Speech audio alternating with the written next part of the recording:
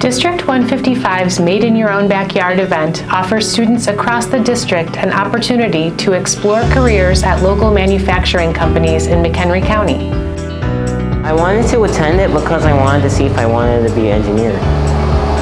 Basically, it kind of helps see what my options are and what I want my options to be in the future.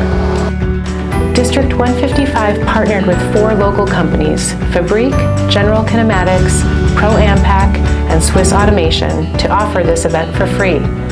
45 students and their parents participated in interactive tours at 2 companies. This event is unique because parents have an opportunity to attend and learn about the manufacturing industry and career opportunities for students.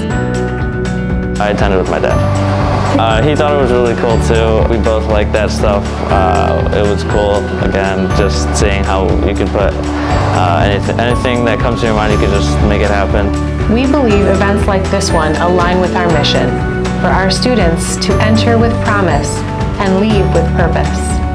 I would definitely recommend this event to other students because you get to learn about what manufacturing really is. I really didn't know what it was, and I didn't know what the jobs were of manufacturing. So it was interesting seeing what they did and what the job would contain and if I would be interested in doing that in the future.